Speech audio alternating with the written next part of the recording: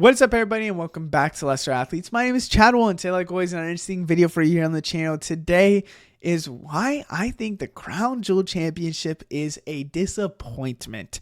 Here's the thing.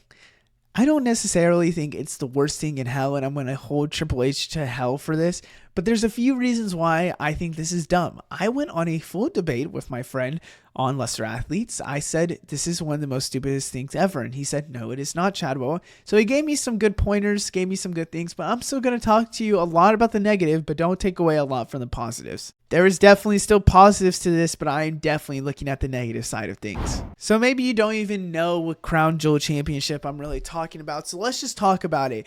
Now, throughout yearly and annual thing, we're going to have a Crown Jewel Championship, which is going to be this championship, and get this, the champions on both brand will go against each other. And no, the titles are not up for line. Why would they be on for line if you're having a match?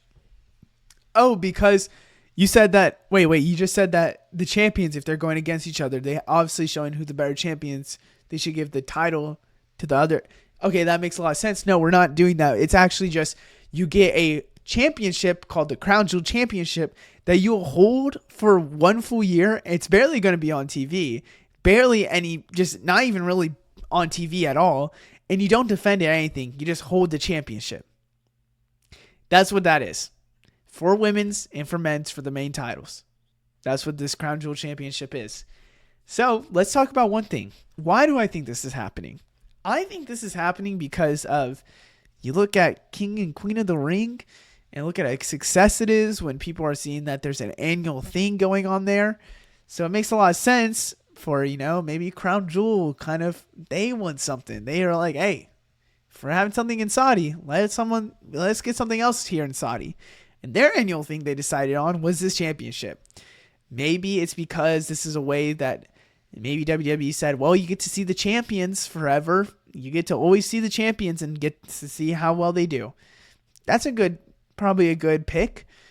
But it's just WWE was in this weird place that I think they were not wanting to be a part of, where they didn't really want to do this, but they kind of had to. So I think it's an interesting story when you look at that. So now let's talk about why I don't like these champions. And there's kind of two main reasons. Let's start with the first one.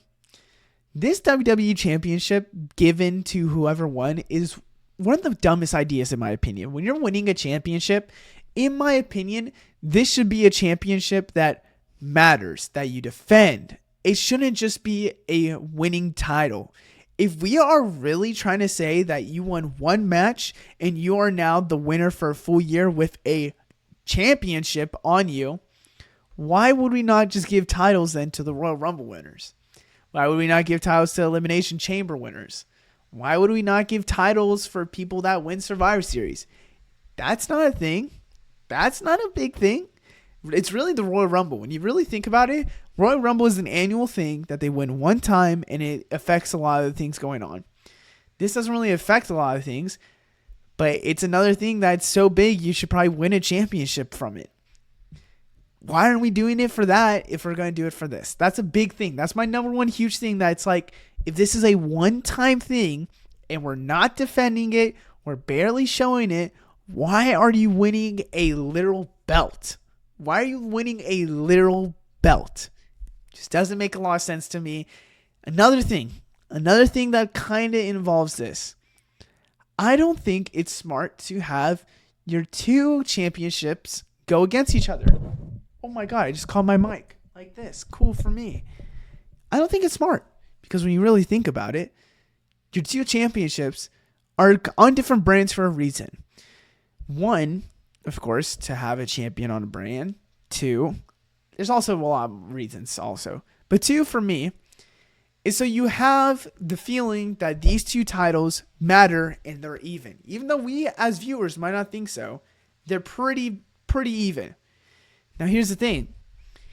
If you are going against, if Cody Rhodes is going against Gunther and Gunther beats Cody Rhodes, are you telling me you want to look at this World Heavyweight Championship a little bit more prestigious than the other? Now, here's the thing that I have a lot on the channel. a lot of people that I talk about with my opinions don't believe that prestige and not being prestigious really matters. For me, that's all that matters for the titles. You want your titles to be prestigious. That's the main thing that you're thinking when you're thinking of title winners. You're thinking of this. Making titles prestigious and making titles matter show to viewers that they matter a lot and that prestige is a huge thing and it makes the transition to champions bigger. So, are you telling me right now that if Cody Rhodes would lose to Gunther, that we wouldn't look at the WWE Championship and be like, man, is that really the title to win? Maybe not. Maybe you don't really care at all, whatever it might be. For me, it kind of isn't going to give you that prestige that you probably want. Now let's go with the biggest thing, honestly, second biggest thing, and it's really the match of no stakes. We don't really have stakes involved. What are the stakes of these two matches? We could have feuds, for example, through stipulations. Maybe there's something like that in other kind of bigger matches. We can look at a Hell in a Cell for CM Punk and Drew. We could look at a regular Drew and CM Punk. What are the stakes there? Well, it's a huge storyline. There's a lot of story going on. All right, there's not a lot of story going on in this. For example, Liv and Nia Jax, they're going to have to probably cross brands to have this. I mean, they're already doing it with Gunther and Cody. There's going to have to be some little cross branding to kind of elevate the story, but there's not a lot of storytelling. This isn't coming from a lot of story at all. You just have to make it on the fly. And then what? After this, they're done? I don't know if I 100% like that. Truthfully, just my opinion. Don't know if I like that. So for the stakes of it, no championships are on the line. It's really an exhibition match. And yes, you could say the stakes are the championship, Chadwell. Who cares if they're a winner? Okay, let's be honest here. If they win, what does that give them? Oh, a belt that they don't defend, that they aren't going to show?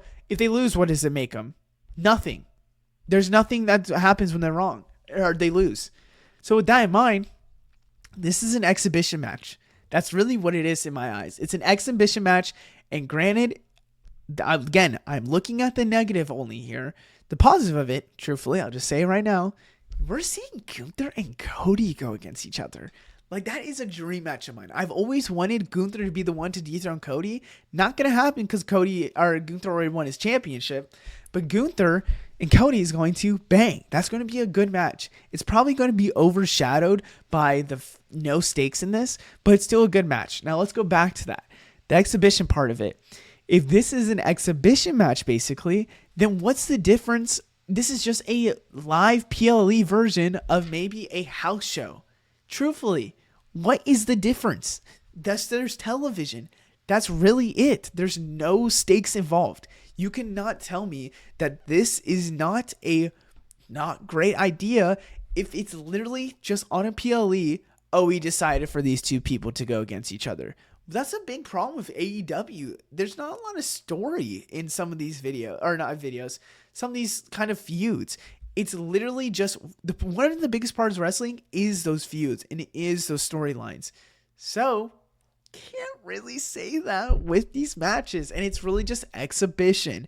That's the biggest thing I have against it. But I think that, WWE was probably put in a bad place where they kind of thought it was pushing on them, saying, hey, we want this. And they probably were like, we'll give you the two best wrestlers to go against each other for each, men's and women's division. How do you feel about that? They're like, oh, of course we want that. So right now, it's a little interesting, but that's why I don't really like this championship. And I think if you could have introduced a women's mid-card title, would have been way better. But hoping that happens at WrestleMania. So my prediction was right 9 months ago. But other than that, I hope you guys enjoy. Let me know what you think about this championship down below. I will see you in the next one. Goodbye.